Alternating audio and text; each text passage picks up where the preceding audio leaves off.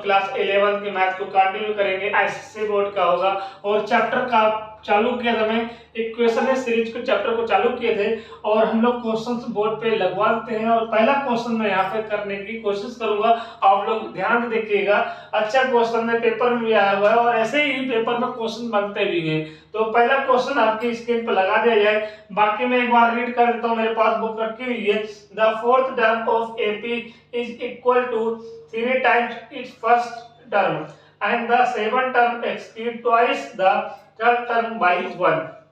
Find the first term and the common difference of the AP. हमें क्या क्या दिया हुआ है, क्या क्या चाहिए, मैं आपको बता देता हूँ। यहाँ पे हमें यहाँ पर गिवन दिया हुआ है फर्स्ट टर्म यहाँ पे, ठीक है। पहला क्वेश्चन है, यहाँ पर गिवन क्या क्या दिया हुआ है ये देख लेते हैं, ठीक है। मार्कर चेंज कर लो, चलिएगा। गिवन यहाँ पर क्या क्या दिया हुआ है, गिवन दिया हुआ कि जो फोर्थ टर्म है, जो फोर्थ टर्म है वो फर्स्ट टर्म का क्या है 3 टाइम्स है। जो फोर्थ टर्म है वो फर्स्ट टर्म का क्या है 3 टाइम्स है। Fourth term is equal to the 3 times of the first term, ये क्वेश्चन बोल रहा है। तो अगर मैं इसको थोड़ा सा ओपन करूं तो ये क्या होगा, a + 3d होगा। अगर आप सबको ये बात समझ में नहीं आ रही है तो मेरा पहला वीडियो देख लीजिएगा, वहां पर मैंने आपको बताया है कि इस चीज को कैसे हम लोग फाइंड करते हैं, कैसे लिखते हैं, वो मैंने पूरी बेसिक चीजें बता दिया था। a4 को a + 3d लिख सकते हैं। अच्छा 3 AP का जो फर्स्ट टर्म होता है वो a होता है, तो यहाँ पे a लिख देंगे। बात समझ आ गई? तो यहाँ से बात निकल के आएगी a + 3d = 3a। 3 और a को मल्टीपल करोगे 3a आएगा। अच्छा मैं a को यहाँ पर था, यहाँ पे प्लस है, मैं यहाँ पे दूंगा तो 3d बराबर कितना आ जाएगा, 3d बराबर आ जाएगा 3a - का a आ जाएगा। फिर 3d बराबर कितना आ जाएगा दोस्तों, 2a आएगा, माइनस हो जाएगा। यहां तक कंफर्म, तो d बराबर कितना आ गया 2/3a आ गया है। यहां तक बात समझ आ गई, 2/3a आ गया। पहले इक्वेशन से पहले जो उन्होंने लैंग्वेज बोला था कि जो फोर्थ टर्म है वो 3 times of the first term है, तो यहां से आपने d की वैल्यू हमने निकाल लिया है। अभी आंसर नहीं आया हुआ, ये बात समझ लीजिएगा। फिर क्या बोल रहा है, फिर बोल रहा है कि जो 7 टर्म है, जो 7 टर्म है, ठीक है, 7 टर्म है वो, फिर पढ़ देता हूं मैं। 7 term exceed twice the third term, third term का twice the third term by 1, ठीक है। ये क्वेश्चन दिया हुआ है, फिर से पढ़ दूं, आप लोग एक बार पढ़ लीजिएगा।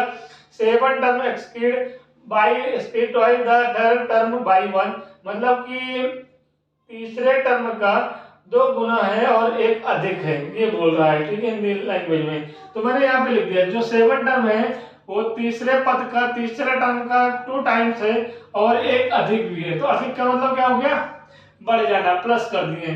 तो यहाँ पर क्या करेंगे, a7 का मतलब क्या हो गया a + 6d। बात समझ आ गई? यहाँ पे क्या हो गया 2, और a3 का मतलब क्या हो गया a + 2d + 1। बात समझ आ गई?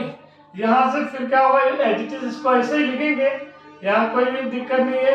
यहाँ पर 2a आएगा, अंदर में देंगे, यहाँ पे 4d हो जाएगा, +1 हो जाएगा। बात समझ आ गई? बात समझ आ गई है। यहाँ पे 6d है और इधर लेकर आएंगे -4d हो जाएगा। फिर एक काम कर देंगे, यहाँ पे 2a है, ये वाला a उधर जाएगा तो क्या हो जाएगा, -a आ जाएगा, +1 आ चुका है। तो इन दोनों को माइनस करो, कितना आएगा 2d = a + 1। तो यहाँ से d की वैल्यू क्या रखना है, 2/3a रखना है, = a + 1।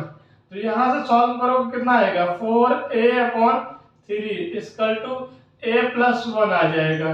यहाँ तो बात a यहाँ पर पॉजिटिव उधर जाएगा तो निगेटिव हो जाएगा, इसको नोट कर लीजिए, आगे हम आपको यहाँ पर बता दे रहे हैं, ठीक है। यहाँ पर 4a/3 - का a = 1। तो यहाँ पे कितना आएगा, एलसीएम लोग 3 आ गया, यहाँ पे 4a - का 3a = 1, ठीक है। तो a/3 = 1। तो a की वैल्यू कितनी आएगी दोस्तों, 3 आ जाएगी।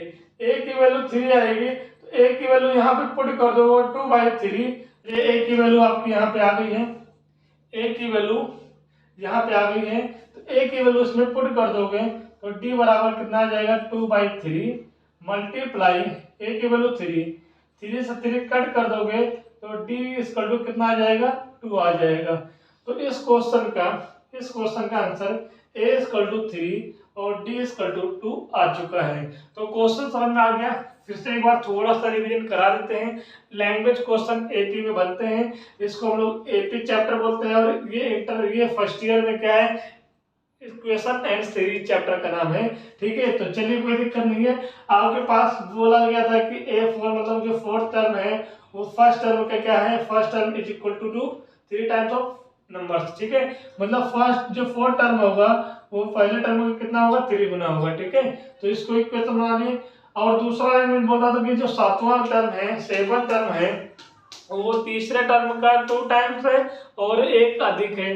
तो मैंने ये बना लिया, दोनों इक्वेशन मैंने सॉल्व किया, ए और डी आ गया, यही पूछा भी गया था। तो चलिए इसको नोट कर लीजिए।